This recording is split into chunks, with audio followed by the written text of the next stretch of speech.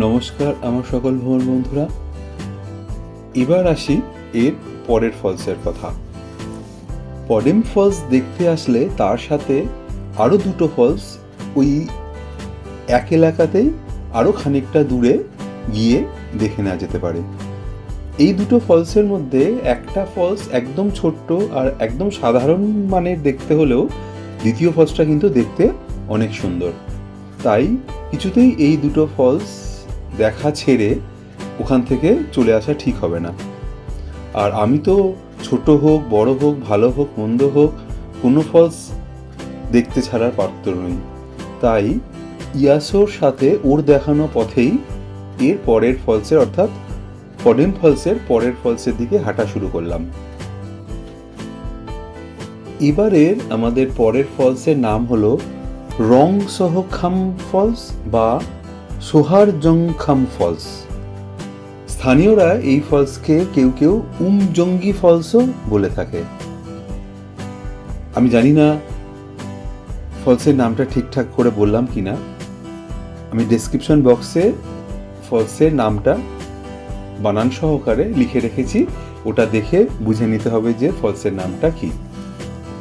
তো যে পথ ধরে আমরা পডেম ফলসের দিকে এসেছিলাম এবার কিন্তু সেই পথ ধরে আর ফিরে চললাম না। পডেম ফলসের জল নদী হয়ে যে দিক দিয়ে সামনের দিকে বয়ে চলেছে সেই দিকেই নদীর পাড় বরাবর মেঠো রাস্তা করে রাখা আছে ওই ফলসের দিকে যাওয়ার জন্য। এই ফলসের দিকে যাওয়ার পথে কোথাও কিন্তু কোনো রকম কোনো ল্যান্ডমার্ক বা পথচিহ্ন দেওয়া নেই। সাথে গাইড রাখা তো এই জন্যেই যে পথ যেন কোথাও ভুল না হয়ে যায়। তাই একেবারেই কাঁচা আর মেঠো আঁকাবাঁকা প্রায় সমতল সেই পথ ধরেই ইয়াসোর পেছন পেছন প্রায় মিনিট 10 চলার পরে সামনে পেলাম এই ফলসটাকে। এই ফলসের নামটা বেশ তাগড়াই হলেও ফলসটা কিন্তু দেখতে একেবারেই ছোট্টখাটো। আর তার উপরে এর আগে পডেম ফলসের মতো ওরকম ওই মারকাটারি সুন্দর ফলস দেখার পরে এই ছোট্ট ফলসটাকে কিন্তু আর তেমনভাবে চোখে ধরল না। তাই এখানে তাড়াতাড়ি কয়েকটা ছবি তুলে এগিয়ে চললাম পরের ফলসের দিকে। এই ফলসেরও গোটা পথে কিন্তু কোথাও কোনো রকম কোনো দোকানপাট বা পানীয় জলের কোনো রকম কোনো ব্যবস্থা নেই। কিছু দোকানপাট রয়েছে সেই খালি হাসেম গ্রামেতে। এই অঞ্চলে নেই কোনো টয়লেটের ব্যবস্থাও। ফলসে ঢোকার জন্য পডেম ফলস ছাড়া আর কোথাও কিন্তু কোনো রকম কোনো চার্জ দিতে হবে না। পুরো এলাকাতে মোবাইল বা ক্যামেরা নিয়ে যেতে কোনো রকম কোনো বাধা নেই। কোথাও ছবি তুলতেও কোনো রকম কোনো চার্জ লাগে না। এই অঞ্চলে দেখলাম জিও আর এয়ারটেলের নেটওয়ার্ক ছাড়া আর কোনো কোম্পানির কোনো নেটওয়ার্ক নেই। ফলসের কাছাকাছি প্রাকৃতিকভাবে রাখা বড় আর ছোট পাথর ছাড়া আর কোনো রকমের কোনো বিশ্রাম নেওয়ার কোনো জায়গা নেই। কোথাও কোনো শেডও করা নেই বৃষ্টি থেকে বা কোনো রকম দুর্যোগ থেকে বাঁচার জন্য। এই ভরা বর্ষাতে দেখলাম ফলস মোটামুটি বেশ ভালো রকমেরই রয়েছে। তাছাড়াও জানলাম যে বর্ষাকাল ছাড়াও অন্যান্য সময়ে সারা বছরই এই ফলসে অল্প হলেও জল থাকেই থাকে।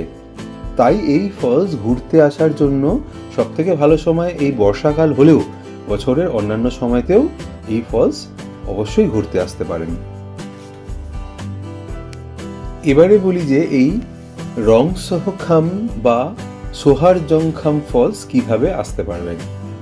এই ফলস দেখতে চাইলেও আপনাকে প্রথমে আসতে হবে শিলং থেকে বেরিয়ে স্মিথ, থান্ডসিং, জোসখা, মকেনরো, জাট, পাসাং হয়ে খালি হাসেম গ্রাম। এবার ওই গ্রামের শেষ থেকে এই ফলসে আসার জন্য রাস্তা আলাদা হয়ে অন্যদিকে বেঁকে গেছে। আমি আবার বলছি যে আমি কিন্তু ঠিক জানি না ওই সব জায়গার নামগুলো ঠিকমতো হয়ে বলতে বা উচ্চারণ করতে পেরেছি কিনা। তাই এই সমস্ত জায়গার নামগুলো শিলং থেকে এই ফলস আসতে একটার পর একটা করে ডেসক্রিপশন বক্সতে পরপর করে লিখে দিলাম। শিলং থেকে প্রায় 62 কিলোমিটার দূরে ইস্ট খাসি হিল জেলাতে অবস্থিত এই গ্রামটি। প্রায় 3 ঘন্টার মতো সময় লাগবে এখানে পৌঁছতে যদি নিজস্ব গাড়ি করে আসেন। তো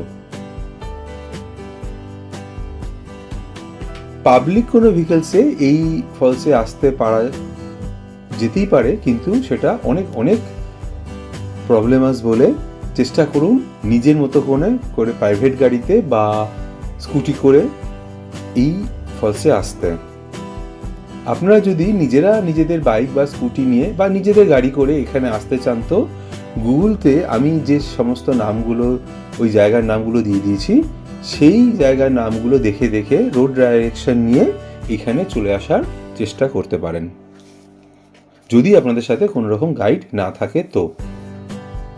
মেঘালয়ের প্রত্যেকটা ভিডিওতে আমি এই কটা কথা প্রত্যেকবার বলছি যে আমার গাইড ইয়াসো আর আমার গাড়ি ড্রাইভার পালের কোনো রকম কোনো তুলনা হবে না। কোনো ট্যুর ভালো হবে না খারাপ হবে সেটা সম্পূর্ণভাবে নির্ভর করে সেই ট্যুরের গাড়ি ড্রাইভার আর গাইডের ওপরেই। এরা দুজনেই প্রথম দিন থেকে শেষ দিন পর্যন্ত যেভাবে আমাকে সব রকমভাবে গাইডিং আর হেল্প করেছে তাতে আমি এক কথাতে অভিভূত। আমি ওদের দুজনের নাম্বারই ডেসক্রিপশন বক্সে দিয়ে দিয়েছি। একদম নির্দ্বিধাতে ওদের সাথে যোগাযোগ করে নিশ্চিন্তে মেঘালয়ের যে কোনো জায়গাতে আপনারা ঘুরতে চলে যেতেই পারেন। তো এই ছিল আমার রংসহখাম বা সোহারজংখাম ফলস ভ্রমণের খুঁটিনাটি সমস্ত তথ্য।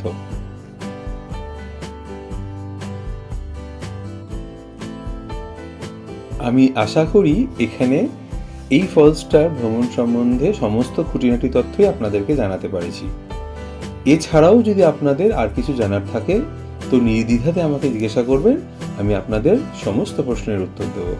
উপরওয়ালা আপনাদের সবাইকে সবসময় অনেক অনেক ভালো রাখুন আর প্রচুর ঘুরতে যাওয়ার সদিচ্ছা দিক, এই শুভকামনা নিয়ে এই ভিডিও এখানেই শেষ করলাম। জয় রাধা মাধব কি।